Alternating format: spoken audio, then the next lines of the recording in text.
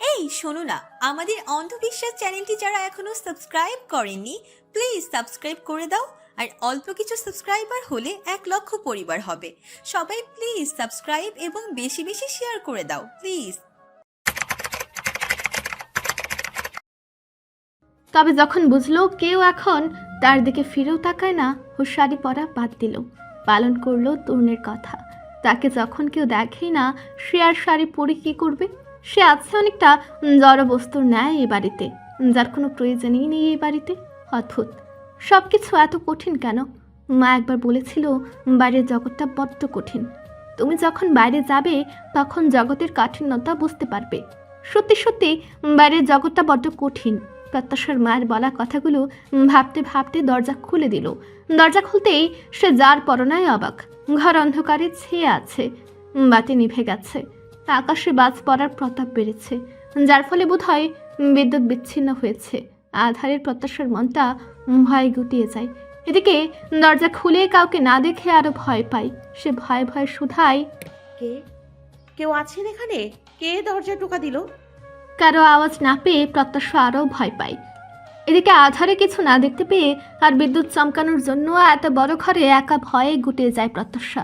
আর মধ্যই উল্কার গতিতে এসে কেউ ওর বাহু ধরে ঘরের মধ্যে টেনে নিয়ে দরজাটা শব্দ করে আটকে দেয়। ঘটনাটা এতই কম সময়ে ঘটে যে প্রত্যাশা কিচ্ছু টের পাওয়ার সময় পায় না। যখন টের পায় সে উপলব্ধি করে ভয়ে তার হাত পা কাঁপছে। দুজনের মধ্যকার দূরত্ব নেই বললেই চলে। চোখের সামনে আধারে একটা লম্বাটে দেহ ছাড়া আর কিছুই দৃশ্যমান নয়। সে চিৎকার দিতে গিয়ে দেখে তার কণ্ঠনালী রুদ্ধ হয়েছে। ব্যক্তিটি তার মুখ চেপে ধরেছে। ভয়ে প্রত্যাশার চোখজোড়া বড় বড় হয়ে যায়। চোখের কার্নিশ বেয়ে জল গড়াতে থাকে। তার বিপরীত পার্শ্বের ব্যক্তিটি অতি নিচু কণ্ঠে বলে, রিল্যাক্স প্রত্যাশা, প্লিজ ডোন্ট প্যানিক, এটা আমি। বাক্যগুলো যেন প্রত্যাশার ভয় কিছু মাত্র কমায়। এই কণ্ঠস্বর প্রত্যাশা চিনে। এটা কে সে জানে, তবু তো সম্পূর্ণ ভয় কমে না। প্রচণ্ড ভীত আর উদ্বেগের বসে সে ঝাঁপিয়ে পড়ে তার সামনে দাঁড়িয়ে থাকা যুবকের পক্ষে।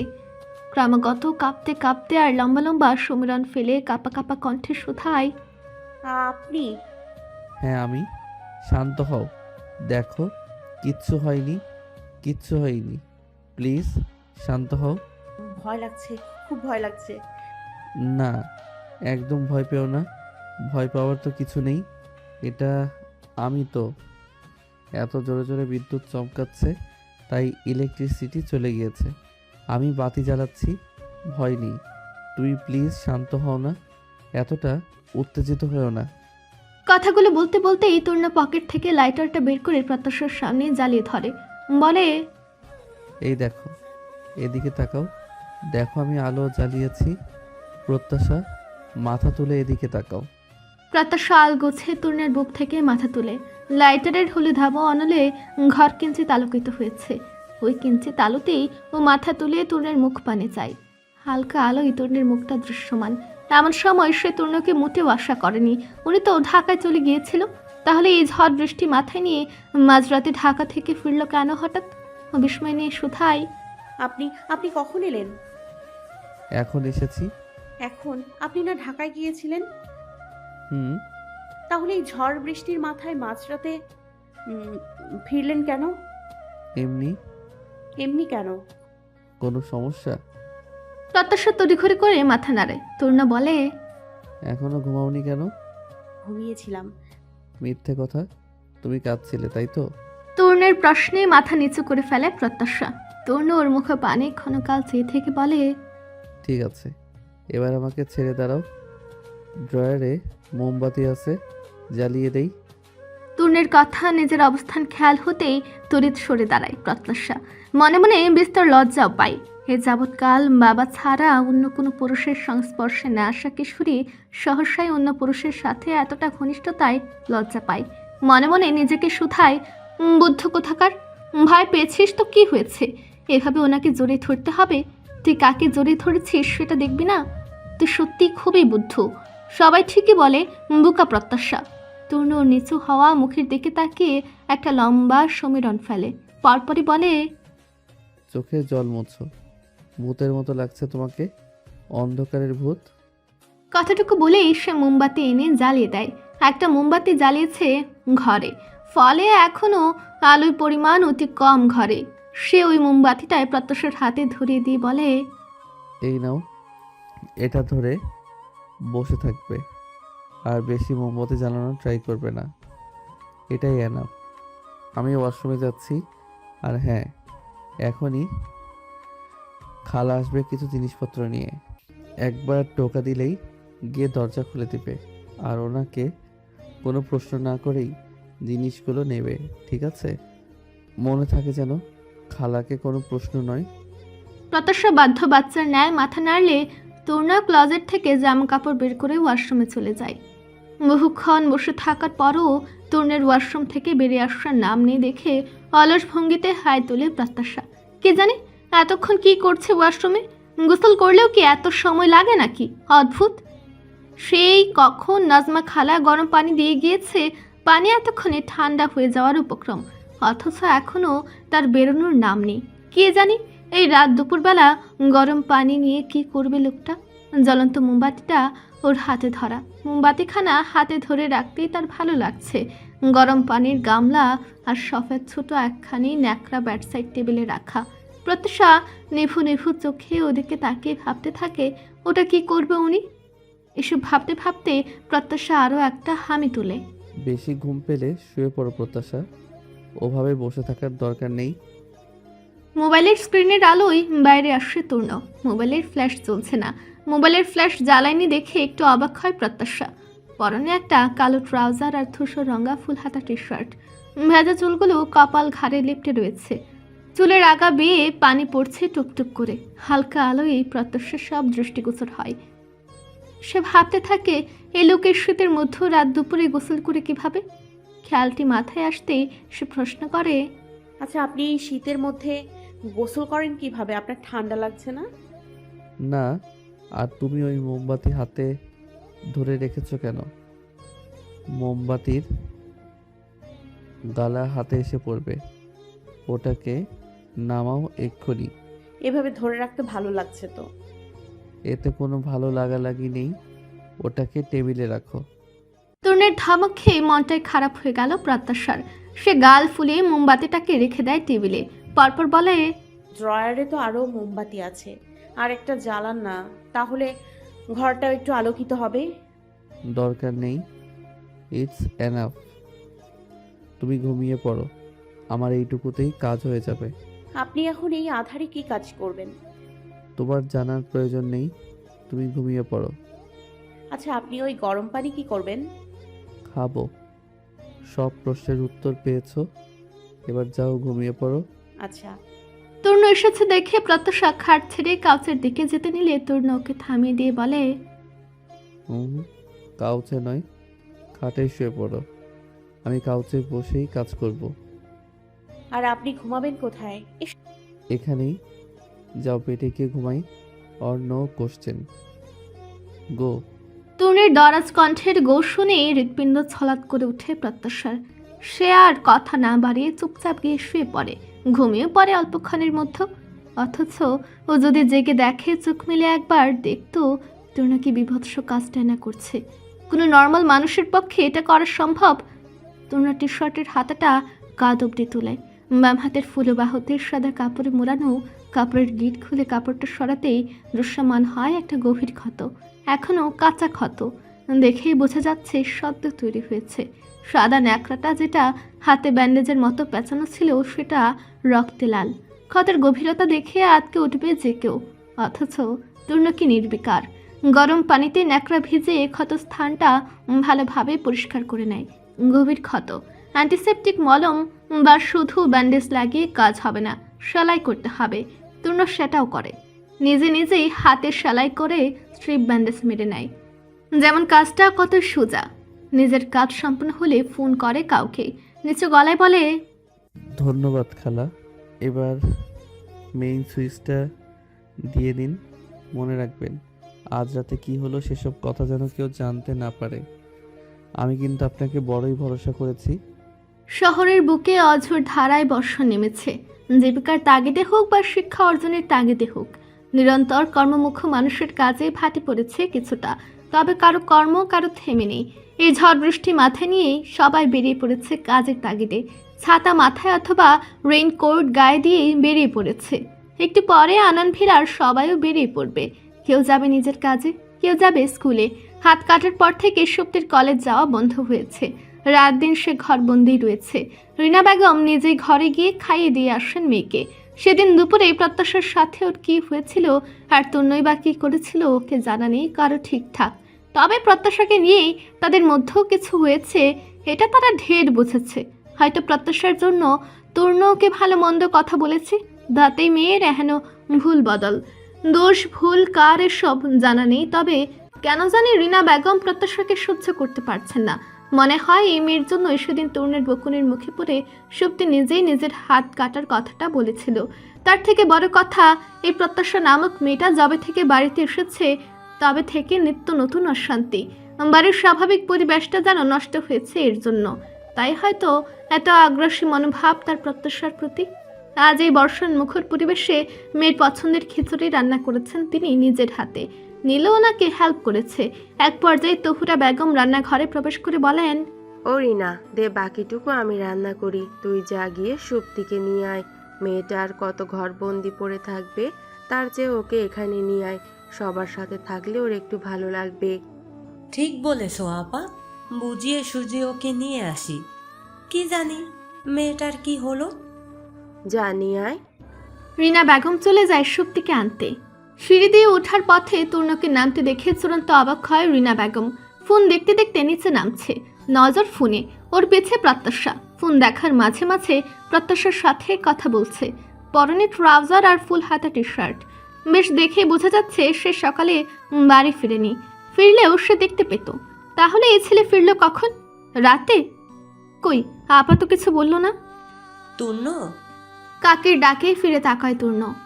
হ্যাঁ কাকিমণি, তুমি বাড়ি ফিরলে কখন? রাতে ফিরেছি। রাতে ফিরেছে? রাতে কখন ফিরলে? আর হঠাৎ বাড়ি আসলে যে? 12টার দিকে ফিরেছি। একটা ইম্পর্টেন্ট কাজ পড়ে গিয়েছিল, তাই ফিরতেই হলো। এই পর্যায়ে রিনা বেগমকে ডেকে ওঠেন তহুরা। কার সাথে কথা বলছিস রিনা? যা সুপ্তিকে ডেকে নিয়ে আয়। তূর্ণর সাথে কথা বলছি আপা। ফোন করেছে নাকি? রান্নাঘর থেকে বাইরে আসো আপা। কেন রে? বাইরে এসে দেখোই না।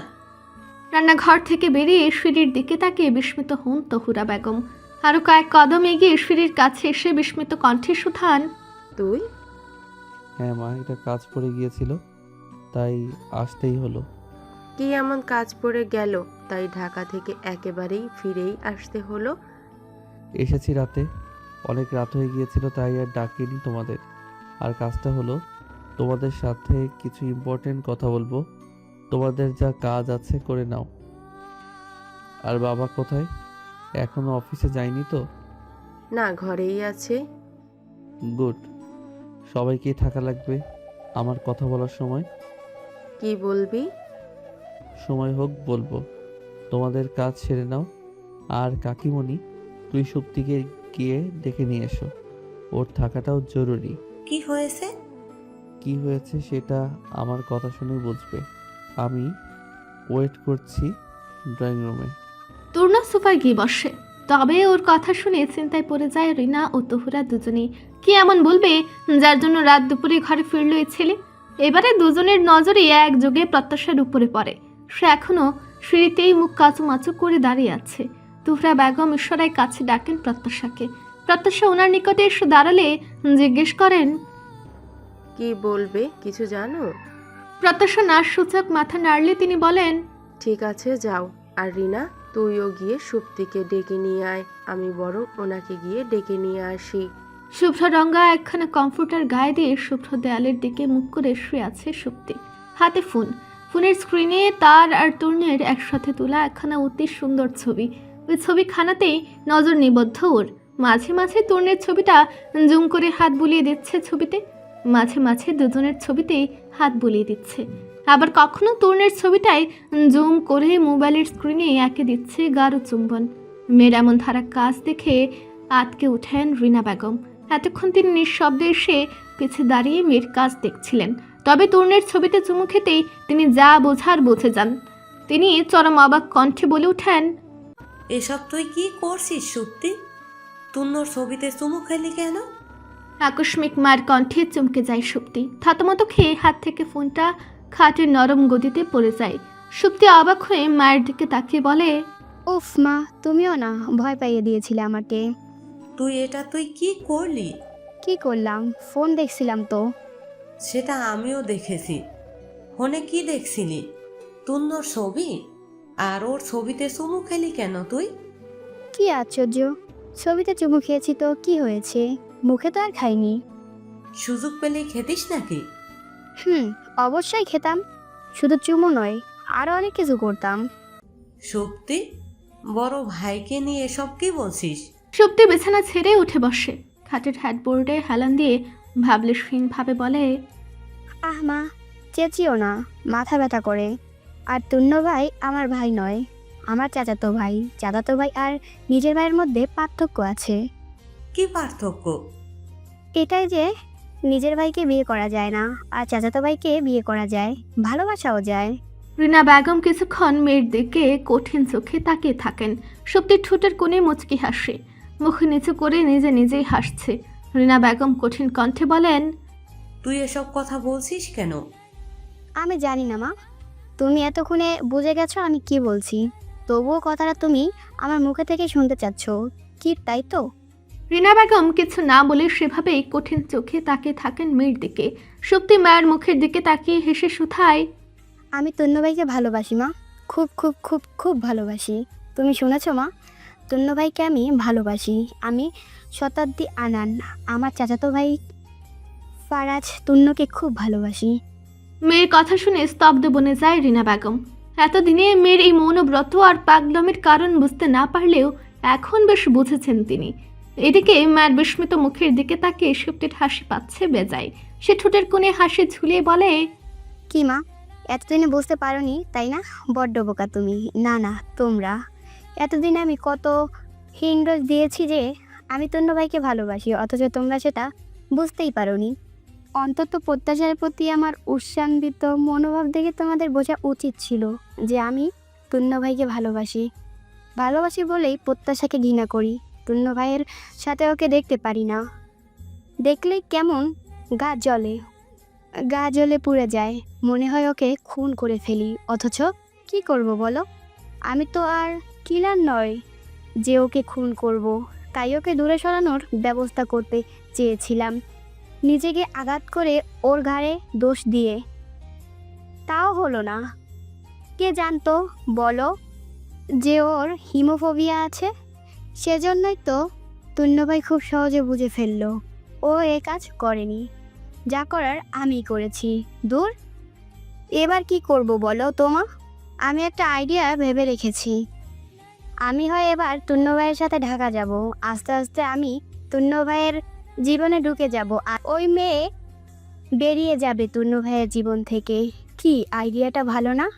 মেয়ের কথা শুনে রাগ সামলাতে না পেরে সুপ্তির গালে কষিয়ে একখানা থাপ্পড় মারেন রিনা বেগম। মেয়ের চিন্তা ভাবনা যে এতটা নিচে নেমে গেছে সেটা ভাবতেই তার গা জ্বলে যাচ্ছে। তিনি রাগে গজগজ করতে করতে বলেন, বেয়াদব মেয়ে, তোর চিন্তা ভাবনা কতটা নিচে নেমে গেছে। ভুলে যাস না, তুন্ন তোর ভাই, হোক না চাচাতো ভাই, তবুও নিজের বোনের চোখেই ও সারা জীবন দেখে এসেছে তোকে। বোনের মতোই স্নেহ করেছে, ভালোবেসেছে। তুন্ন তোর প্রতি যতটা বোনের দায়িত্ব পালন করেছে, তোর নিজের ভাইও মনে হয় অতটা করেনি। আর তুই কি করলি? আমি ভালোবেসেছি। তুন্য ভাই আমার ব্যাপারে পজিটিভ, আমার খেয়াল রাখে, আমাকে ভালোবাসে। শুধুমাত্র ওই মেয়েটার জন্য তুন্য ভাই আমার থেকে দূরে সরে গিয়েছে। ও মা, প্লিজ তুন্য ভাইয়ের কাছে যাওয়ার ব্যবস্থা করে দাও না মা। চুপ কর তুই। ও তোকে বোন ছাড়া কিছুই ভাবে না। আর প্রত্যাশা তোদের মাঝে নয়, তুই ওদের মাঝে ঢুকতে চাইছিস। মনে রাখিস, ওরা স্বামী স্ত্রী, ওদের সম্পর্ক পবিত্র। ওই পবিত্র সম্পর্কের মাঝে তুই ঢুকে দূষিত করতে চাইছিস কেন? ওরা শুধু দুনিয়ার চোখেই স্বামী স্ত্রী, ওদের নিজেদের মধ্যে স্বামী স্ত্রীর কোনো সম্পর্ক নেই। তুমি হয়তো জানো না মা, ওরা এখনও আলাদা আলাদা থাকে। ওদের মধ্যে স্বামী স্ত্রীর কোনো সম্পর্কই নেই। শুধু দায়িত্ববোধ থেকে তুন্য ভাই ওর খেয়াল রাখে। তন্যভাই ওকে ভালোবাসে না। ওদের মধ্যে স্বামী স্ত্রীর সম্পর্ক থাকুক বা না থাকুক, তুন্য প্রত্যাশাকে ভালোবাসুক বা না বাসুক, তাতে তোর কি? আর তুই কি ভেবেছিস এখন স্বামী স্ত্রীর সম্পর্ক নেই বলে কি পরে হবে না? প্রত্যাশা ছোট বলে হয়তো এখনো ওদের মধ্যে ওরকম সম্পর্ক গড়ে ওঠেনি। তবে প্রত্যাশা বড় হবে নাকি, বড় হলে ওদের মধ্যে সম্পর্ক গভীর হবে নাকি? আর বেয়াদব মেয়ে, তুই এসব কথা আগে বলিসনি কেন আমাকে? আমি শুধুই তোর ওই অবস্থার জন্য এতদিন ওই বাচ্চা মেয়েটাকে দায়ী করে এসেছি, ওর সাথে খারাপ ব্যবহার করেছি। সি সি সি। তুমি ভালো করেছো মা। আর এতদিন বলনি কারণ তন্যভাই চলে গিয়েছিল, এখন সে এসেছে, আমি তার সাথে যেতে চাই। প্লিজ মা, তুমি কোনো ব্যবস্থা করো না। প্রত্যাশা বড় হয়ে ওদের মধ্যে সম্পর্ক গড়ে ওঠার আগে তন্যভাইয়ের সাথে আমি গেলে আমাদের মধ্যে আগে সম্পর্ক গড়ে উঠবে, তখন প্রত্যাশা আউট হবে, তন্যভাইয়ের জীবন থেকে আর আমার প্রবেশ ঘটবে। শক্তি, ওই মেয়ের জন্য তুমি আমার গায়ে হাত তুলছো মা?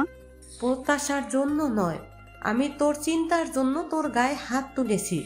খবরদার, তুই যদি আর এমন ধারা কথা বলিস, মনে রাখিস আবারও মারবো আমি তোকে। তো দাঁড়িয়ে আছো কেন? মারো, মারো না। আমি একবার নয় 1000বার বলবো এমন কথা। তন্যভাইকে আমার চাই চাই। রিনা বেগম সত্যি সত্যি আবারও হাত তুলে সুপ্তির গায়ে। তিনি সুপ্তিকে ধাক্কা মেরে খাটে ফেলে বলেন, যা বলেছিস, এসব কথা যেন আর কারো কানে না যায়, বিশেষ করে তন্যভাই জানে না মা, আমি ওনাকে ঠিক কতটা ভালোবাসি। কি? হ্যাঁ, আমি তন্যভাইয়ের সাথে যেতে চাই মা, তুমি প্লিজ। তুই থাক এখান থেকে তুই কোথাও বের হবি না, আসছি আমি। প্লিজ মা। রিনা বেগম মেয়েকে পাত্তা না দিয়ে চলে যেতে নিলে সুপ্তি এসে একটা মারাত্মক কাণ্ড করে বসে। মাকে ধাক্কা দিয়ে এসে নিজে বাইরে যেতে নিলে রিনা বেগম টাল সামলাতে না পেরে পড়ে যান খাটের কোণ ঘেঁষে। মাথাটা সেখানে লেগে যার পরনায় আঘাত পান তিনি। অথচ মায়ের আঘাতকে সম্পূর্ণ উপেক্ষা করে দরজার দিকে চলে যায় সুপ্তি। মায়ের পড়ে যাওয়াকে উপেক্ষা করে বাইরে চলে যেতে নেয় সুপ্তি। তবে দরজার কাছে গিয়েই সে থমকে দাঁড়ায়। সেখানে আমিনা বেগম ও আফাত সাহেব বাদে বাড়ির সকলেই দাঁড়িয়ে আছে। সবার চোখে মুখে বিস্ময়ের চরম হতভম্ব ভাব। সকলের নজর নিবদ্ধ পেছনে পড়ে যাওয়া রিনা বেগমের দিকে। ত্রিধা ইতিমধ্যেই তাকে গিয়ে টেনে তুলেছেন। সকলের দৃষ্টি অনুসরণ করে সুপ্তি একবার পিছিয়ে ফিরে মাকে দেখে। পরপর এসে সব কিছুকে তোয়াক্কা না করে তরুণের নিকট এগিয়ে গিয়ে বলে, দেখো না ভাইয়া, মা তাড়াহুড়া করতে গিয়ে কেমন পড়ে গিয়ে। কথা শেষ করতে পারল না সুপ্তি। তার আগে শক্তপোক্ত হাতের চরের আঘাতে পিছিয়ে যায় 2 কদম। ডান হাতটা আপনা আপনি বাম গালে চলে যায়, থাপ্পড়টা তার সেখানেই পড়েছে। সে এমন চোখে তরুণের পানে তাকায় যেন এতটা বিস্মিত বোধ হয় জীবনে হয়নি।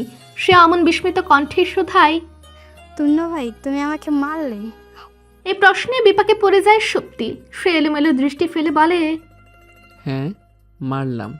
কাকিকে ধাক্কা মারলি তুই কোন সাহসে? কাকি যে পড়ে গিয়ে মাথায় আঘাত পেয়েছে সে খেয়াল আছে তোর? আর আমার কাছে ছুটছিলি কি জন্য? নে, আমি তোর সামনেই দাঁড়িয়ে আছি, বল কি বলবি বল। মাকে আমি ধাক্কা মারিনি। তোর মুখে একদম আমার নাম উচ্চারণ করবি না।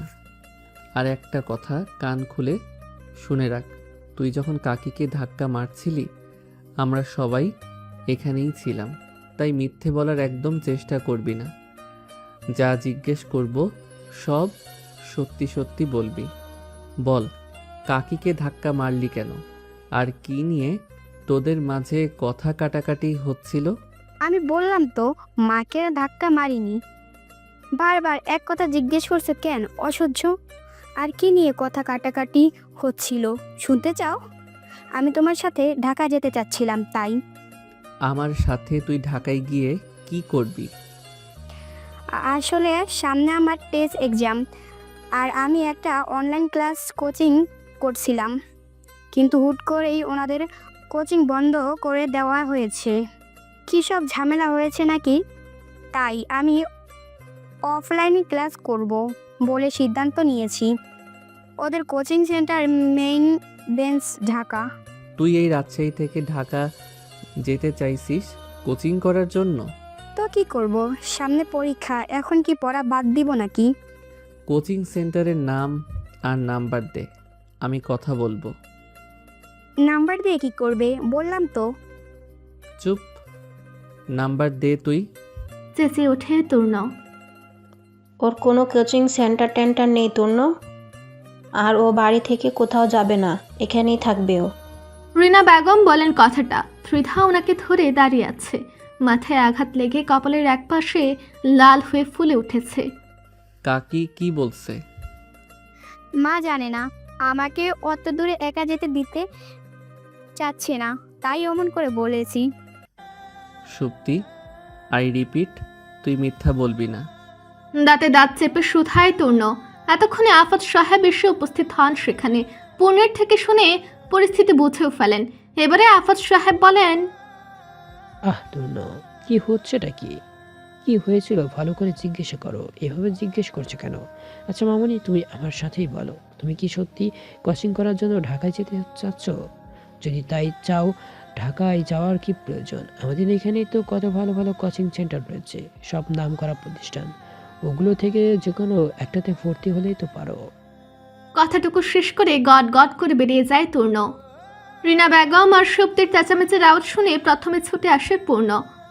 ওর ঘরটা সুপ্তির ঘরের পাশেই, তাই ওই আগে আওয়াজ পেয়েছিল। কাকিকে সুপ্তিকে মারতে দেখে অবাক হয়েছিল, তার থেকেও অবাক হয়েছিল যখন সে শুনেছিল সুপ্তি পেয়ে তূর্ণ ভাইকে ভালোবাসে। সে দরজার বাইরে কিছুক্ষণ চুপচাপ দাঁড়িয়ে থেকে দৌড়ে গিয়ে ডেকে আনে বাড়ির সবাইকে। বাড়ির সকলে যখন এসেছিল তখন ওদের কথোপকথন শেষ। সুপ্তি বের হয়ে আসছিল ঘর থেকে, সেজন্য সেখানে কি হয়েছিল না হয়েছিল বুঝেনি কেউই। অথচ তূর্ণ ঠিকই বুঝেছে যে সেখানে কি হয়েছিল। তখন থেকেই তার রাগে মাথা দপদপ করছে। মনে হচ্ছে মেয়েটাকে ঠাড়িয়ে আরো দুটো চড় লাগাতে পারলে বোধহয় ভালো হতো। যে ভালোবাসার জন্য কেউ নিজের মায়ের সাথে এমন বিশ্রী আচরণ করে, সে কেমন ভালোবাসা? আদৌ কি সেটা ভালোবাসা নাকি নিজের জেদ? তূর্ণ ড্রয়িং রুমের সোফায় মাথা নিচু করে বসে আছে, প্রচণ্ড রাগটুকুকে নিবারণ করার চেষ্টা করছে বোধহয়। এদিকে সে কি বলবে সেটা শোনার জন্য প্রচণ্ড আগ্রহে অপেক্ষা করছে সবাই। সকলেই ড্রয়িং রুমের সোফায় বসে আছে। আমিনা বেগম উপস্থিত আছেন এখন। সকল ঘটনা শোনার পর তিনিও নীরব হয়ে আছেন।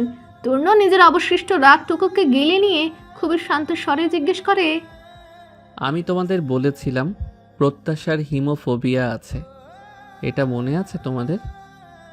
আশা করি এত তাড়াতাড়ি ভুলে যাওনি। না, ভুলিনি তো। কি হয়েছে? প্রত্যুত্তরে বলেন আফাত সাহেব। তূর্ণ বাবার দিকে চেয়ে বলে, কিছুই হয়নি বাবা, আমার মনে হয় তোমরা কথাটা ভুলে গিয়েছো। বললাম তো ভুলিনি। ভুলোনি তাহলে আমি চলে যাওয়ার পর প্রত্যাশার সাথে খারাপ ব্যবহার করেছো কেন? আগের দিন সুপ্তির হাত কাটার ঘটনার জন্য ওকেই ইনডিরেক্টলি দায়ী করে যাচ্ছ কেন? আমরা ওকে দায়ী করিনি দাদু ভাই, আর না তুমি চলে যাওয়ার পর ওর সাথে খারাপ ব্যবহার করেছি। ও অযথাই তোমার কান ভাঙিয়েছে। কথাটা বলেন আমিনা বেগম। তূর্ণ এবারে দাদুর দিকে চেয়ে রাগত কণ্ঠে শুধায়, ও কান ভাঙিয়েছে মানে কি বলতে চাইছো? ও আমার কান ভাঙায়নি। বাড়ি থেকে চলে গেছি তার মানে ভেবো না যে বাড়ির কোনো খবর রাখি না। তাহলে সেটা ভুল ভেবেছ। এই কদিন বাড়িতে কি হচ্ছে কি না হচ্ছে সব খবর রাখি আমি। আর তোমরা ওকে দায়ী করনি, তাহলে ওর সাথে সকলে মিলে একসাথে কথা বলা বন্ধ করে ওকে বাড়ির একটা ইনভিজিবল থিংস মনে করে ওকে সবসময় এড়িয়ে গিয়ে কি বোঝাতে চাইছো? বোঝাতে চাইছো যে ওর অস্তিত্ব এই বাড়িতে এক্সিস্টই করে না, তাই তো? ও যে ভুল করেছে তার শাস্তি ওকে পেতেই হবে। তোমার বউ বলে যে তুমি ওকে আড়াল করছো, এটা কিন্তু ঠিক নয় দাদু ভাই। তুমি যাই বলো না কেন, আজ শক্তি দিদি ভাইয়ের এই অবস্থার জন্য এই মেয়েটাই দায়ী। আজ ওর জন্য বাড়ির মেয়েটা সব সবাই মনমরা হয়ে থাকে, ঠিকঠাক খায় না, আর সেখানে ও বাইরের মেয়ে হয়ে সারাদিন নেচে কুদে বেড়াচ্ছে। ভুলে যেও না, বাইরের মেয়েটা এখন এ বাড়ির বউ, আর সব সময় তুমিই তো বলো বিয়ের পর মেয়েদের শ্বশুর বাড়ি নিজের বাড়ি। এটা ওর শ্বশুর বাড়ি, তাই এটা ওরও বাড়ি। ও বাইরের কেউ নয়, ও বউ আমার, আর আমার বউকে প্রোটেক্ট করার দায়িত্বও আমার, তাই এটা আমি করব। আর তুমি ওকে দোষীর কাঠগড়ায় দাঁড় করাচ্ছ কিসের ভিত্তিতে? আমি বললাম না ওর হিমোফোবিয়া আছে। হিমোফোবিয়া মানে বুঝো কি তুমি? হিমোফোবিয়া মানে রক্তভীতি। এই রোগে যারা আক্রান্ত থাকে তাদের অহেতুক অসম্ভব রক্তে ফোবিয়া থাকে। যে মানুষটার রক্তের মতো জিনিসে ভয় রয়েছে সে কিভাবে একটা মানুষের হাত কাটতে পারে যেখানে সে জানেই হাত কাটলেই রক্ত বের হবে? হোয়াই? সুপ্তির আজ যে অবস্থা তার জন্য প্রত্যাশা নয়, বরং সুপ্তি নিজেই দায়ী। ও নিজেই নিজের ক্ষতি করছে। কি কাকিমণি, ঠিক বললাম তো? শেষ কথাটা রিনা বেগমের দিকে তাকিয়ে জিজ্ঞেস করে তূর্ণ। রিনা বেগম আনমনে কিছু একটা ভাবছিলেন। তূর্ণের প্রশ্নে হাঁক চুকিয়ে যান, কিন্তু পরক্ষণে নিজেকে সামলে শুধান, হ্যাঁ হ্যাঁ তাই। সুপ্তি এখন যা অবস্থা তা তোর জন্য প্রত্যাশা দায়ী নয়। এটা আমিও ভেবে দেখেছি মা। প্রত্যাশা সুপ্তির ক্ষতি করতেই বা যাবে কেন? আমরা কোনোদিনও বোকার মতো মেয়েটাকে দোষ দিয়ে আসছিলাম। আমাদেরই ভুল হয়েছে। আয় তো মা, এদিকে আয়। হাত বাড়িয়ে তিনি প্রত্যাশাকে কাছে ডাকেন।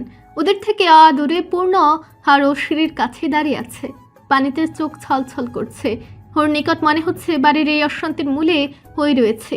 সবকিছু তো ওকে ঘিরেই হচ্ছে, তাই তো চোখে জলে ছলছল করছে।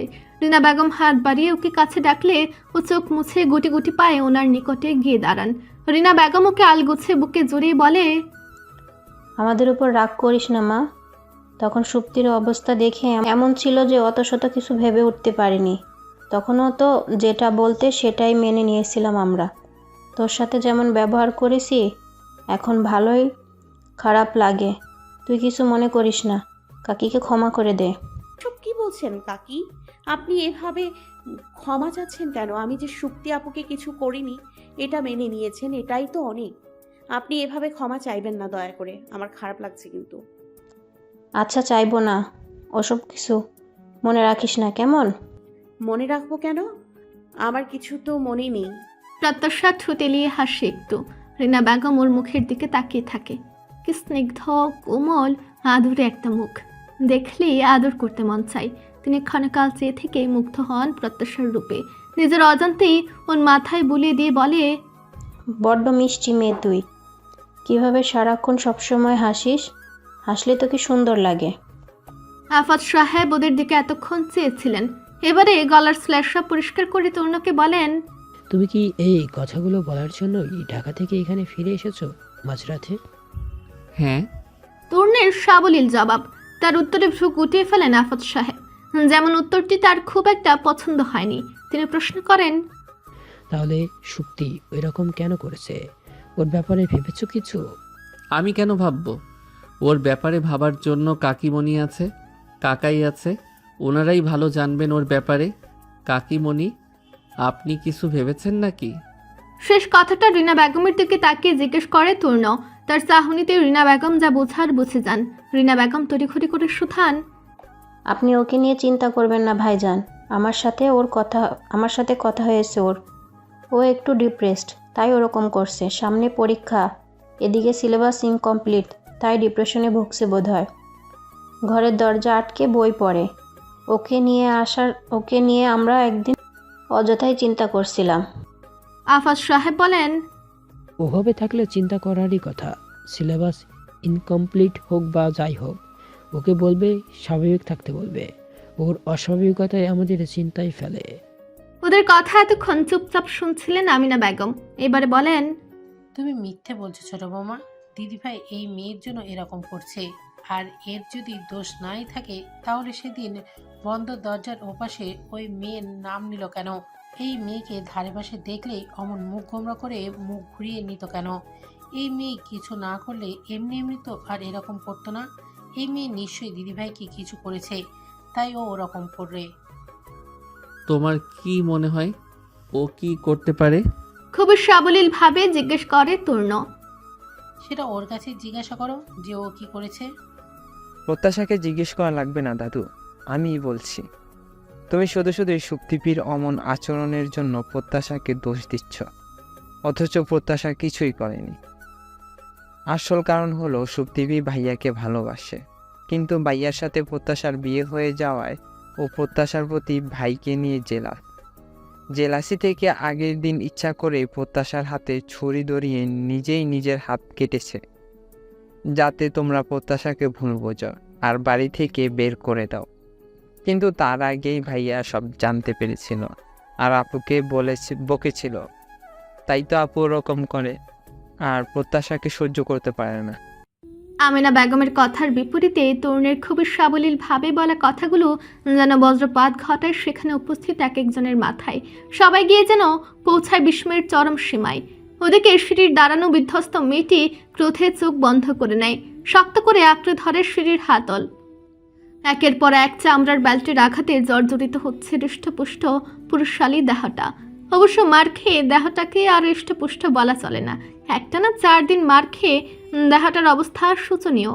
দেহের প্রতিটা খাজে খাজে মারের চিহ্ন এখনো বিদ্যমান, যা থেকে স্পষ্ট ধারণা করা যায় এই 4 দিনে লোকটার উপর দিয়ে কি পরিমাণ অত্যাচার করা হয়েছে।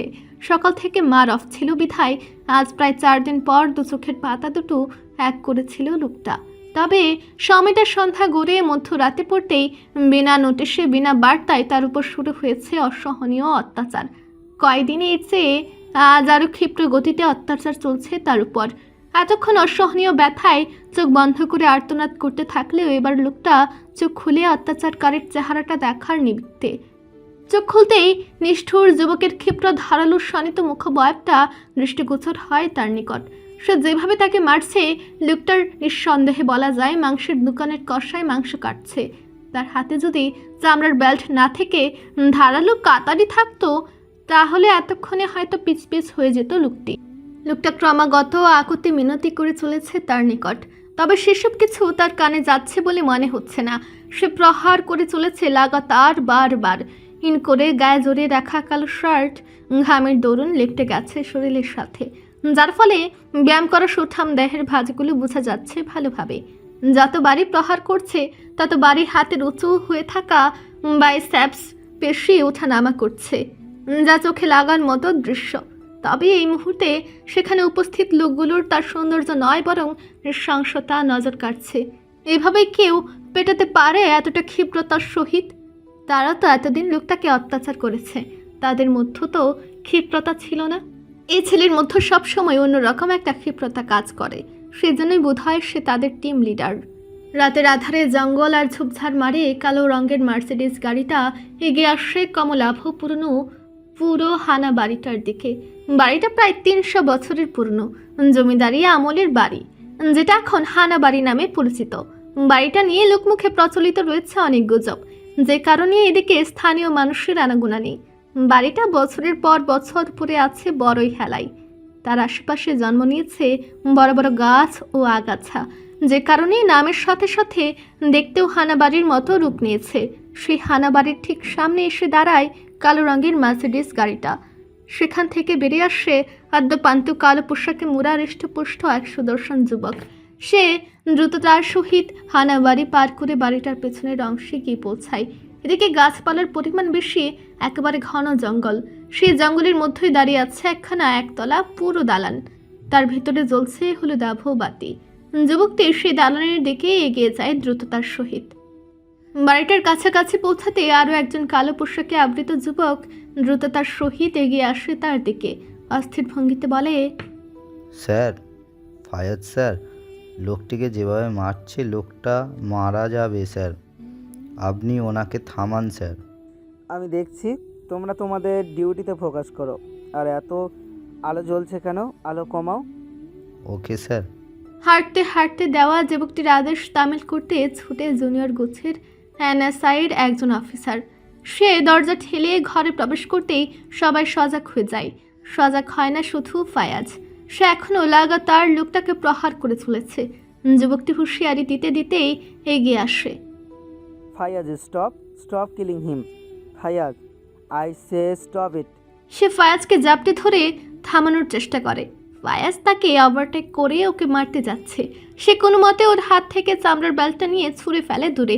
কিছুক্ষণ ধস্তাধস্তির পর ফায়াজকে থামাতে সক্ষম হয় সে। চোখের ইশারায় বাকিদের লোকটাকে অন্যদিকে তুলে নেওয়ার ইঙ্গিত দেয়। পাশে দাঁড়িয়ে থাকা আর 3 জন কালো ল্যাবাসে আবৃত যুবক সেই হুকুম তামিলেই ব্যস্ত হয়ে পড়ে। সাথে সাথে ঘর ফাঁকা হয়ে যায়। থেকে যায় ফায়াজ ও উক্ত যুবকটি। ফায়াজ এখনও রাগে ফুঁসছে। হোয়াটস রং উইথ ইউ তরুণ? ওকে ওভাবে মারছিলে কেন? যদি মরে যেত? মরার জন্যই মারছিলাম। শালা হারামির বাচ্চা, সাহস বেড়েছে ওর। 4 দিন ধরে মার খেয়েও ওর এখনও শান্তি হয়নি। এখনও ওর মুখ বন্ধ কেন? আর তুই আমাকে আটকালি কোন সাহসে? ইউ নো না আই এম ইয়োর সিনিয়র।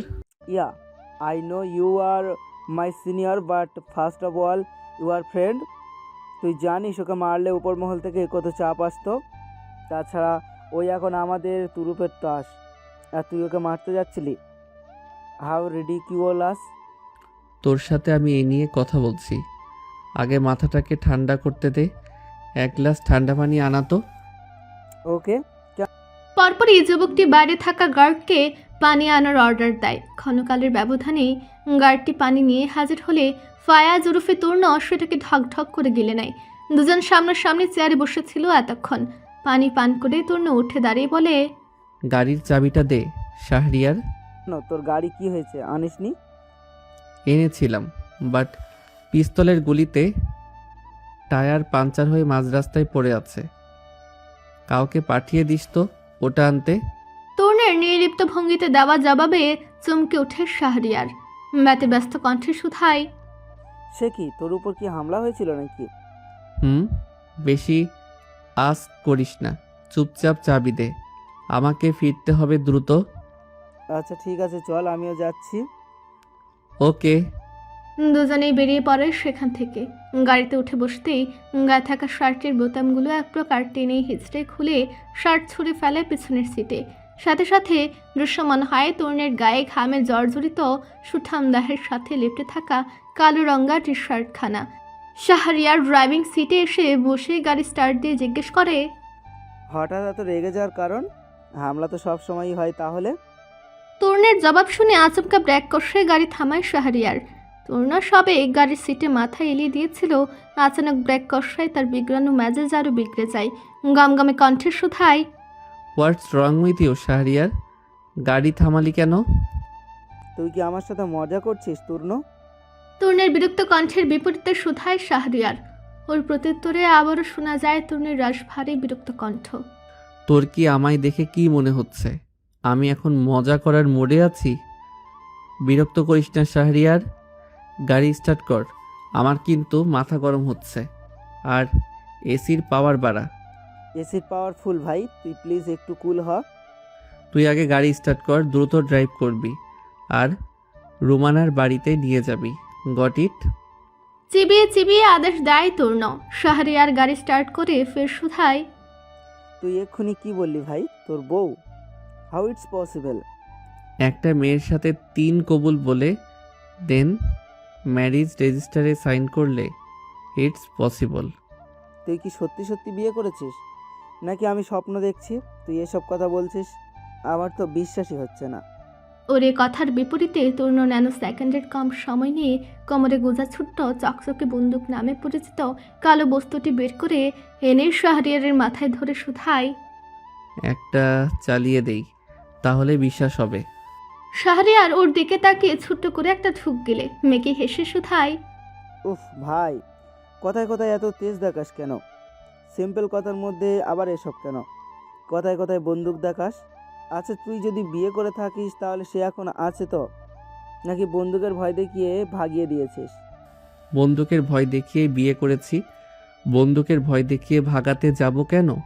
তাছাড়া আমার হাতে বন্দুক দেখার বয়স এখনও ওর হয়নি। একদিন দেখে আর ভয়ে চোখ তুলে তাকায় না, না জানি আর ফের কোনো দিন দেখলে কি করবে।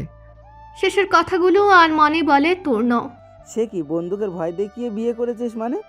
তুই কি জোর জবরদস্তি বিয়ে করেছিস নাকি? এই রুমানার বাড়িতে যাবি কেন? আর তুই বললি তোর বউয়ের উপর হামলা হয়েছে, তাহলে সে কোথায় এখন? ও এখন রোমানার বাড়িতে রয়েছে, আর হামলার আঁচও আসতে দেইনি ওর উপর আমি। শি ইজ কমপ্লিটলি ফাইন নাও।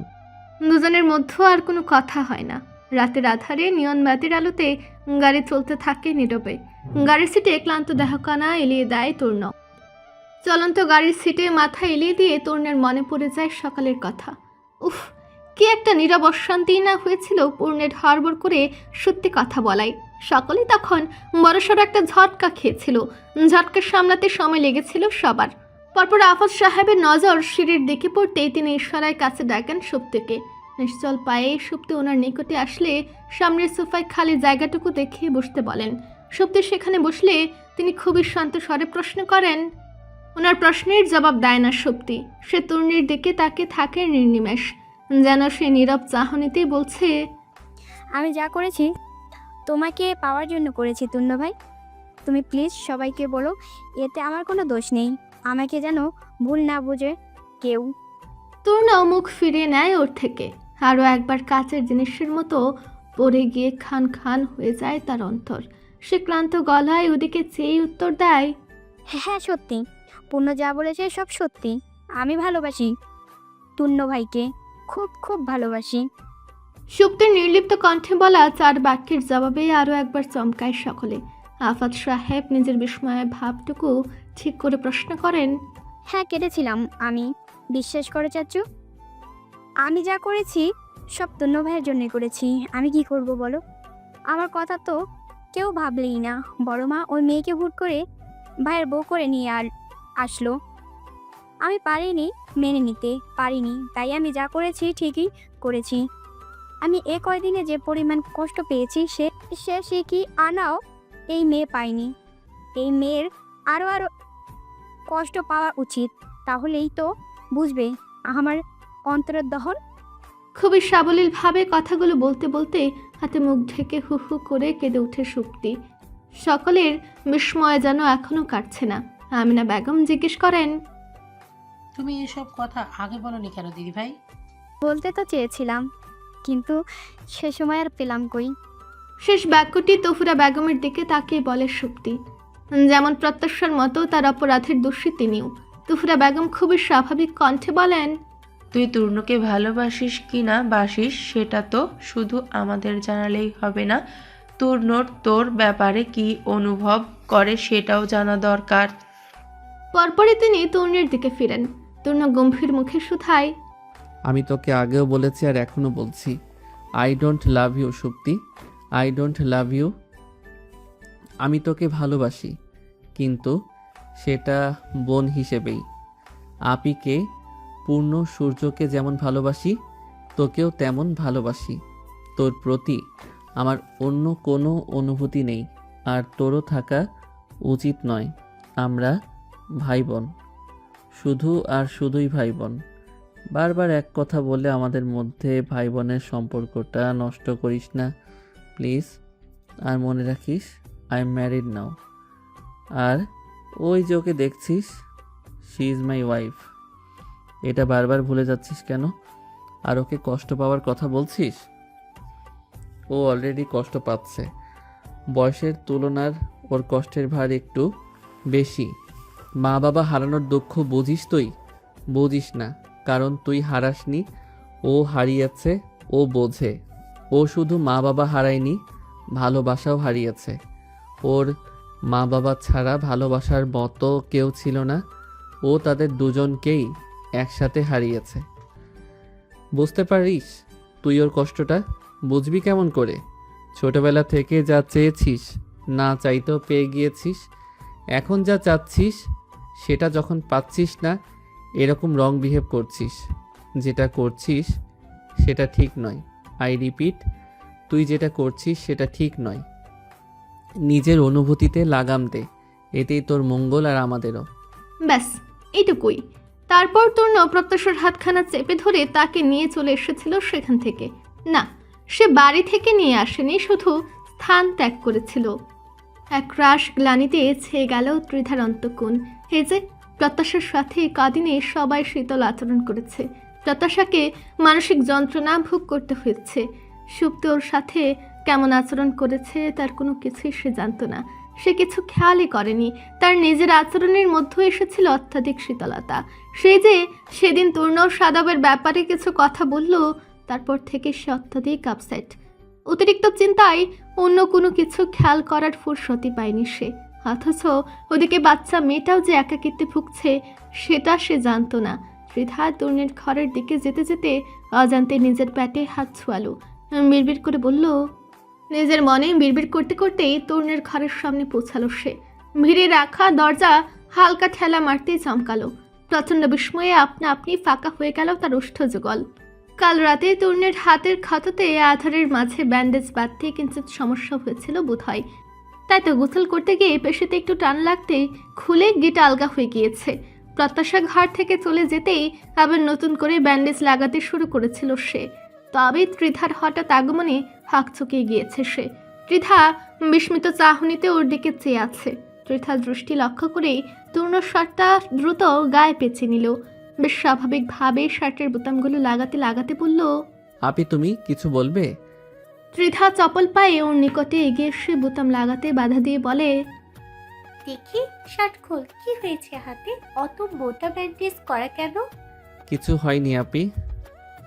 আমাকে কি তোর কানি মনে হয় নাকি? শার্ট খোলা কি?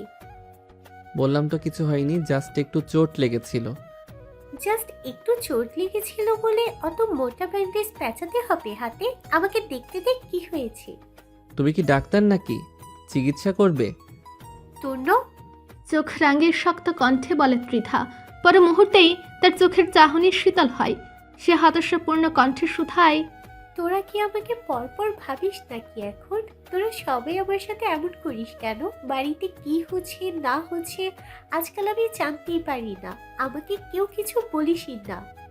এটুকু বলেই থামল ত্রিধা। পরপর নিজেকে শুধরে নিয়ে বলল, দেখ না, বাড়িতে সেদিন এত বড় একটা কাণ্ড হয়ে গেল। তারপর কি হচ্ছে না হচ্ছে আমি এখন ছাদের নিচে থেকেও জানতে পারলাম না। প্রত্যাশার সাথে সবাই কেমন ব্যবহার করছে সেটাও জানতে পারলাম না। অথচ তুই সেই সুদূর ঢাকা থেকে সব জানতে পারলি। প্রত্যাশার খবর রাখার জন্য একটা খুদে গোয়েন্দাও রেখে গেলি, অথচ এই ব্যাপারে আমাকে একটাবার বললি না। আচ্ছা ভাই, আমি কি অসামাজিক হয়ে যাচ্ছি? সবার সাথে আমার সম্পর্ক এত শীতল হচ্ছে কেন? প্রথমে সাদাব, তারপর বাড়ির লোক, সেই সত্যি তোর থেকেও আমার কেমন দূরত্ব তৈরি হচ্ছে। সমাজকর্মীরা কি কখনো অসামাজিক হয় নাকি?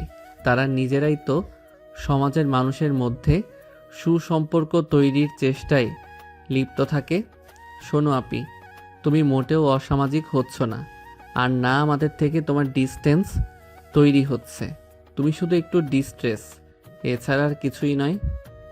সরি ভাই, প্রত্যাশার সাথে বাড়িতে এই কদিন কি ঘটেছে আমি জানতেই পারিনি। আমি ওর খেয়াল রাখতে পারিনি। কোনো ব্যাপার নয় আপি, এটা নিয়ে তুমি প্লিজ মন খারাপ করবে না। পূর্ণের থেকে আমি প্রত্যাশার সব খবরই পেয়েছি। তুই জানতিস এরকম কিছুই হবে, তাই না? সেদিন খাবার টেবিলে বুঝেছিলাম। আচ্ছা ওসব বাদ দাও আপি, তুমি কেমন আছো? ত্রিধা তূর্ণের প্রশ্নের জবাব দেয় না, উল্টে শুধায়, একটা কথা জিজ্ঞেস করব, সত্যি বলবি? মিথ্যে বলেছি নাকি কখনো? জিজ্ঞেস করেই দেখো। সত্যি তোকে ভালোবাসতো, এটা আগে জানতিস? যেদিন দুপুরে ওই ঘটনাটা ঘটেছিল সেদিন জেনেছি। ও অনেক ডিস্ট্র্যাক্ট। মায়ের থেকে শুনে যা বুঝলাম, ও প্রত্যাশাকে দু চোখে সহ্য করতে পারছেন না। সেই জন্যই কাকি ওরকম ভুল ভাবছিল। এখন সব জানাজানি হয়ে গিয়েছে, ও আরো উগ্র আচরণ করছে। সকালের পর থেকে দৌড় আটকে বসে আছে, কিচ্ছু খায়নি। ঘর থেকে ভাঙচুরের আওয়াজ আসছে। কাকি আর রাগ করে ওকে ডাকছেন না, আমাদেরও ডাকতে দিচ্ছেন না। সুপ্তি বড় হয়েছে আপি, ও বাচ্চা নয় যে কিছুই বুঝবে না। ওর বোঝার ক্ষমতা হয়েছে, ওকে বাস্তবতাটাকে বুঝতে হবে। এখনো বাচ্চাকালের মতো এটা ভালো লেগেছে, আমার এটাই চাই, না দিলে হাত পা ছড়িয়ে কান্নাকাটি এসব করলে চলবে না। ও এখনো ওরকমই অন্যায় জেদ করছে। এখানে আমাদের কিছুই করার নেই, ওর নিজেরই বুঝতে হবে। যদি ভালো মন্দ কিছু করে বসে? করবে না, করার হলে এতদিনই করতো। ও কিছু করলে প্রত্যাশাকেই করবে। আমিও সেটাই বলতে চাইছি। ও যদি প্রত্যাশার কোনো ক্ষতি করে, বাড়ির অবস্থা ভালো নয় তুর্য। আমার অবস্থা তুই আরো ভালো করে জানিস। আমি হয়তো প্রত্যাশার ঠিকঠাক খেয়াল রাখতে পারবো না, না জানি সামনে কি হবে। তুই বরং ওকে এবার সাথে নিয়েই যা। ওর মনের অবস্থা ভালো না, এসবের মধ্যে ওর না রাখাই ভালো। তবে আমি ওকে নিয়ে যেতে পারবো না। তুমি বরং এক কাজ করো, ওকে নিয়ে কদিনের জন্য কোথাও থেকে ঘুরে এসো। তুই পাগল হয়েছিস নাকি? বাড়ির এই অবস্থা, আর আমি প্রত্যাশাকে নিয়ে ঘুরতে যাব? না না, এটা কিছুতেই সম্ভব নয়। কিন্তু আমিও ওকে নিয়ে যেতে পারবো না। পারবি না কেন? সমস্যা আছে। সমস্যাটা কি নাকি বলতে পারবি না? সেরকম নয় আপি, কিন্তু বোঝার চেষ্টা করো প্লিজ। আমি কি বুঝবোটা কি? ঠিক সেই সময় সেখানে প্রবেশ করে তহুরা বেগম। তাদের কথোপকথন বোধ হয় তার কানে গিয়েছে। তিনি শক্ত কণ্ঠে বলেন, কোনো কিন্তু নয়, তুই ওকে নিয়ে যা। এক বাড়িতে থাকলে সুপ্তি আর ও মুখোমুখি হবে, আর সুপ্তি যা অবস্থা, কখন কি করে না করে বসে তার ঠিক নেই। প্রত্যাশাকে দেখলে আরও পাগলামি করবে। তার থেকে তুই ওকে নিয়ে যা, সব কিছু একটু স্বাভাবিক হোক, তারপর কিন্তু করিস। সে নিজেই যখন সমস্যায় জর্জরিত, তখন ওই বাচ্চা মেয়েটিকে সে আনতে রাজি হচ্ছিল না। তবে মা আপির জোরাজুরিতে এক প্রকার বাধ্য হয়ে প্রত্যাশাকে নিজের সাথে নিয়ে আসতে রাজি হয় তূর্ণ। তবে সমস্যা যে ঢাকায় নয়, সে নিজেই সাথে করে নিয়ে ঘুরে বেড়াচ্ছে, সেটা সে তখন ঘরেও টের পায়নি। রাতের আধার ছেড়ে হেডলাইটের আলো জ্বালিয়ে শ্বাসা গতিতে এগিয়ে যাচ্ছে তূর্ণের লাল রঙের জিপটা।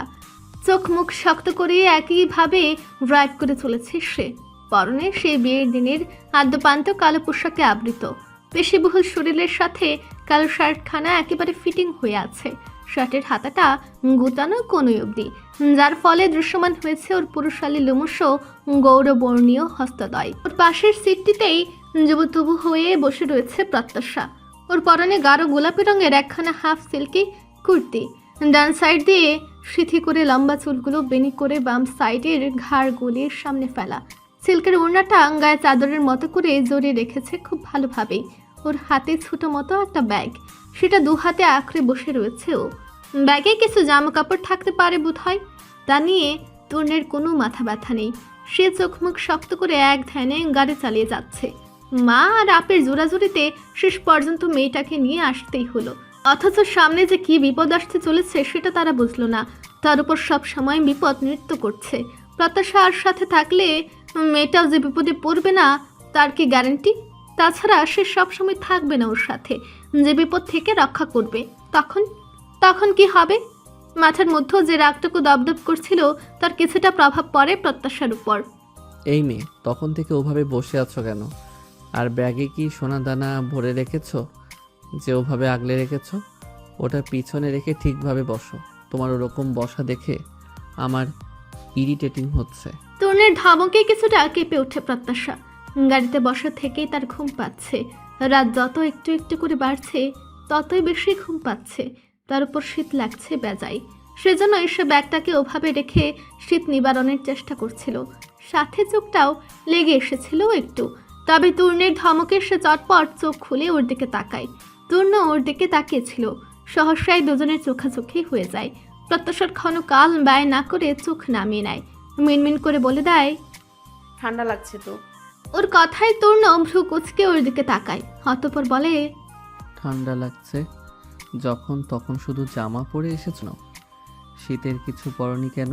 তখন তো ঠান্ডা লাগছিল না, গাড়িতে চড়েই তো ঠান্ডা লাগছে। তোমার ব্যাগে কি আছে? জামা। শুধুই জামা? শীতের কাপড় কিছু নেই? না। ঠিক আছে, পিছনে আমার ব্যাগে দেখো, আমার কয়েকটা শার্ট রয়েছে, ওগুলো থেকে একটা পরে নাও। আমি আপনার শার্ট পরবো। হ্যাঁ পরবে, কারণ তোমার ঠান্ডা লাগছে। চুপচাপ ওটা থেকে একটা বের করে পরে নাও। অর নো মোর ওয়ার্ডস। প্রত্যাশার বাক্য ব্যয় করে না। তার এমনিতে প্রচুর শীত করছিল। তোহফা হিসেবে তূর্ণের একটা শার্ট তার উপকারী করলো। সে গ্রে কালারের একটা শার্ট বের করে গায়ে জড়িয়ে নেয়। কৃতজ্ঞ কণ্ঠে বলে, ধন্যবাদ। আচ্ছা প্রত্যাশা, তোমার বয়স কত? 14। এক্স্যাক্ট এজ কত? 14 বছর 9 মাস হবে হয়তো। নিজের বয়স বলতে গিয়েও হয়তো খাটিয়েছ। গাধা মেয়ে। আমি গাধা নই। মুখ ফুলিয়ে কঠিন কণ্ঠে বলে প্রত্যাশা। আচ্ছা, তোমার নড়াইল থাকাকালীন কোনো কথাই মনে পড়ে না? ছোট ছিলাম তো তখন, মনে থাকবে কিভাবে? ছোটবেলার অনেক জিনিসই কিন্তু আমাদের ঝাপসা হলেও মনে থাকে। তোমার কিছুই মনে নেই? না। আচ্ছা, এসব জিজ্ঞেস করছেন কেন? তূর্ণ প্রত্যাশার কথার প্রত্যুত্তরে কিছু বলতে যাবে, সহসাই তার চোখ যায় গাড়ির সাইড মিররে। অপ্রত্যাশিত অপ্রীতিকর কিছু দেখে সে ভ্রুজোড়া গুছিয়ে ফেলে এবং সাথে সাথেই স্ক্যালেটর চেপে গাড়ির গতি তুলে তুঙ্গে আগের থেকে দ্বিগুণ গতিতে গাড়ি ড্রাইভ করতে থাকে। নিয়মিত ভালোবাসার গল্প শুনতে এবং পড়তে আমাদের অন্ধবিশ্বাস চ্যানেলটি সাবস্ক্রাইব করে পাশে থাকা বেল আইকনটি ক্লিক করুন। ধন্যবাদ সবাইকে।